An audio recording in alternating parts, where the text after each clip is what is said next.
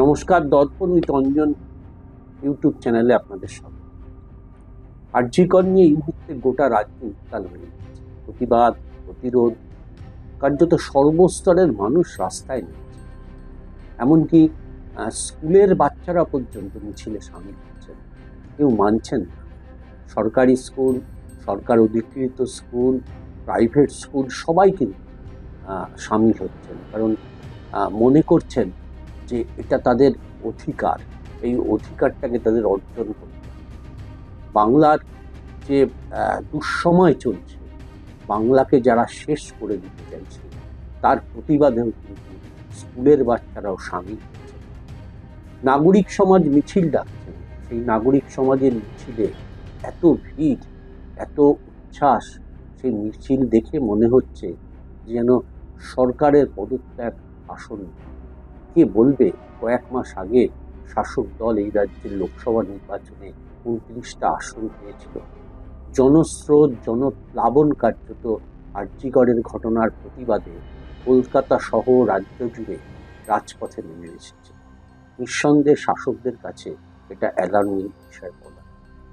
কিন্তু আজকের নাগরিক সমাজের মিছিলে যারা এলেন, যারা প্রতিবাদ জানালেন, যারা মিছিলে গান গেলেন, একই সঙ্গে একই সাথে চেনা অচেনা মিলিয়ে হাতে হাত ধরে যারা সঙ্গীত গাইলেন, স্লোগান দিলেন, সরকারের পদত্যাগের দাবি করলেন, মুখ্যমন্ত্রী, স্বাস্থ্যমন্ত্রীর পদত্যাগের দাবি করলেন, তারা কিন্তু অনেকেই অচেনা, হয়তো কেউ কাউকে চেনেন না, কিন্তু কোথাও একটা সূত্রে আরজিকরের ঘটনা বিবেকের তাড়নায় তাদেরকে আজকে রাস্তায় নামিয়ে এসছেন।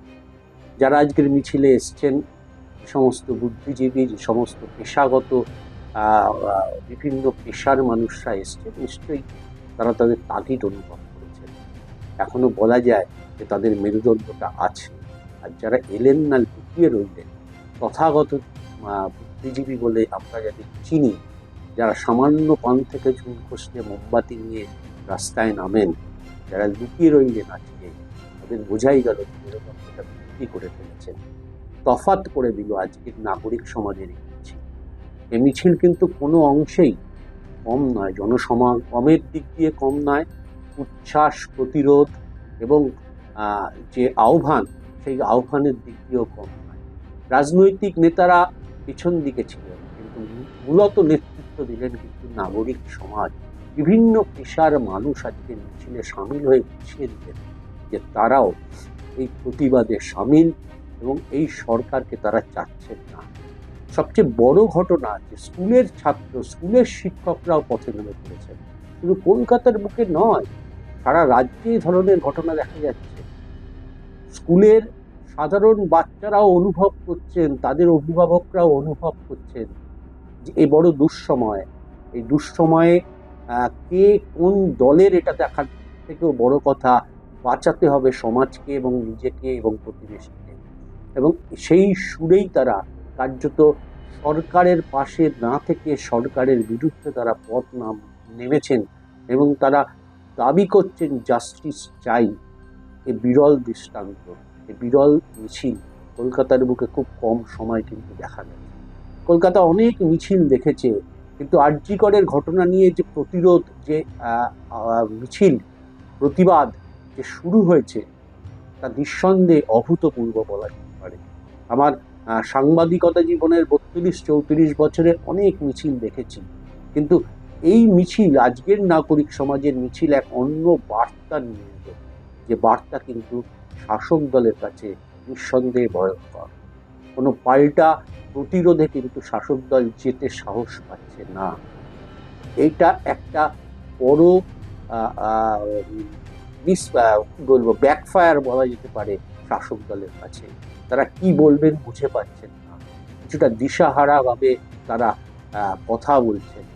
সমস্ত মিছিলই রাজনৈতিক মিছিল, রাজনীতির ঊর্ধ্বে কিছু হয় না। পাড়ার ক্লাবেও রাজনীতি চলে, পাড়ার ক্লাবের ছেলেরাও ভোটের সময় গিয়ে ভোট শাসক দলের পক্ষে বা কোনো রাজনৈতিক দলের পক্ষে করানোর চেষ্টা করেন। ক্লাবের ছেলেরা, একটা স্কুল নির্বাচনকে কেন্দ্র করেও রাজনীতি আসে। ফলে রাজনীতি বহির্ভূত আমাদের সমাজে কিছু হয় না। দেশই তো তৈরি হয় রাজনীতির ভিত্তিতে। ভোটদানের মাধ্যমে। ফলে রাজনীতি সর্বক্ষেত্রে আমাদের রয়েছে। যারা অ্যাপলিটিক্যাল বলে নিজেদেরকে বলতে চাইছেন, তারা আসলে অ্যাপলিটিক্যাল নন, তাদেরকে ধান্দাবাজি বলা যেতে পারে, ধান্দাবাজ বলা যেতে পারে। নিঃসন্দেহে শাসক দলের কাছে আজকের এই মিছিল নিঃসন্দেহে অ্যালার্ম। যত দিন যাবে তত হয়তো এই মিছিলের মানে সংখ্যা হয়তো আরো বাড়বে, কিন্তু আজকে সারা দিন ধরে জেলায় জেলায়, স্কুলে স্কুলে, পথে পথে এবং নাগরিক সমাজ কলকাতার বুকে যে মিছিল করলো, সে মিছিল নিঃসন্দেহে সরকারকে ভাবাচ্ছে যে আরজিকর কাণ্ডের সঠিক বিচার তারা করতে পারল না বলে আদালত, মহামান্য আদালত সিবিআই হাতে কেস তুলে দিল। আরজিকর কাণ্ডের সঠিক বিচার সরকার যেভাবে করার কথা ছিল তা না করে তথ্য প্রমাণের অভিযোগে অভিযুক্ত সরকার বাধ্য হলো বিচার ব্যবস্থা হস্তক্ষেপ করতে, এবং বিচার ব্যবস্থা সেই দায়িত্ব দিয়ে দিল কেন্দ্রীয় এজেন্সি সিবিআই এর হাতে। কোন দিকে যায়, কি তথ্য প্রমাণ কতটা লোপাট হয়েছে, কতটা সিবিআই অন্য পথে তা ধরতে পারবে, সে তো ভবিষ্যৎ বলবে। কিন্তু নিঃসন্দেহে একটা বিরুদ্ধে স্রোত বইতে শুরু করেছে।